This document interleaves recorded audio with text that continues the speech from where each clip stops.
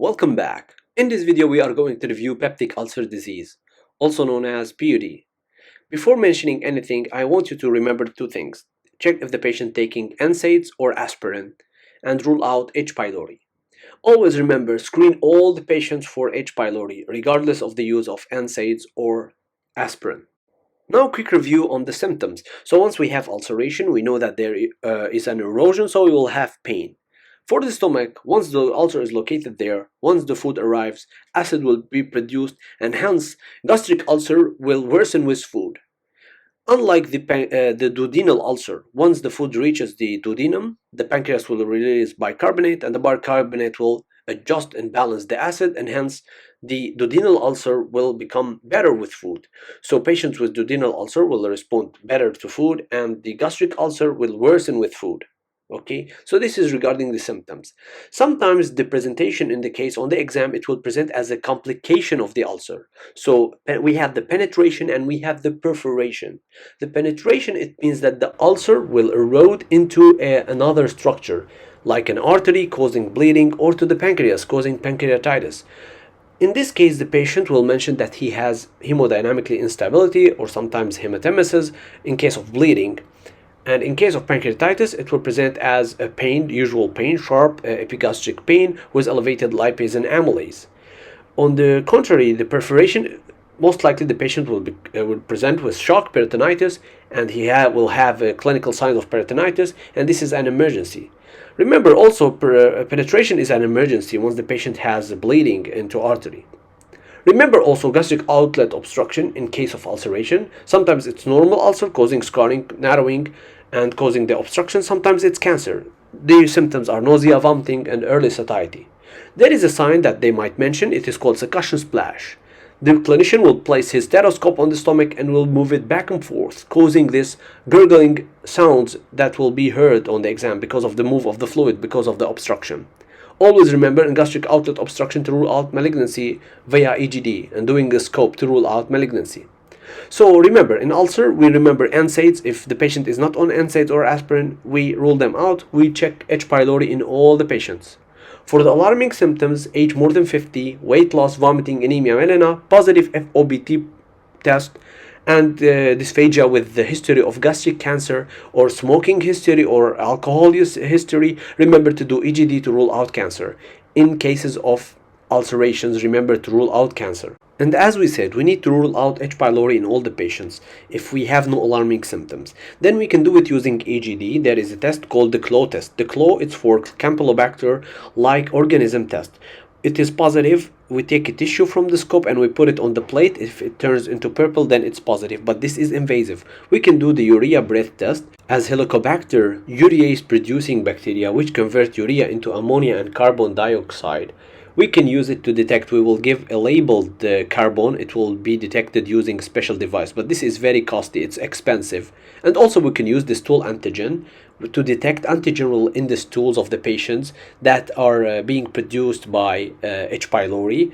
And in this case, it is most likely used in the clinical life because it's available, and it can tell us and differentiate between old infection and current infection. If it's negative, it means we have no infection. And finally, the H. pylori serology. For the serology, it cannot differentiate between old infection and current infection. So once the patient has H. pylori history, the serology will remain positive and it will never go back into negative. So we can confirm the eradication, we can do the EGD, but this is invasive. We can do the urea breath test and the stool antigen.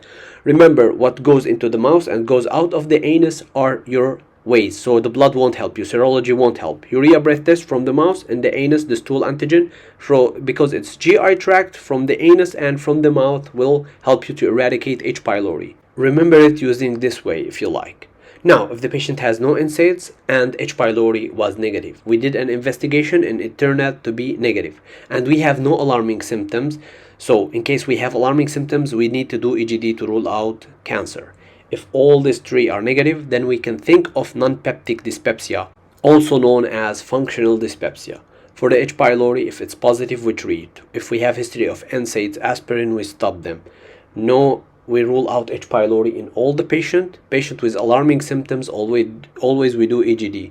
to see if we have an ulcer. If we have ulcer, we treat it accordingly. If we have alarming symptoms, EGD showed nothing, and H. pylori negative, and no NSAIDs, then we think of functional dyspepsia, non-peptic dyspepsia.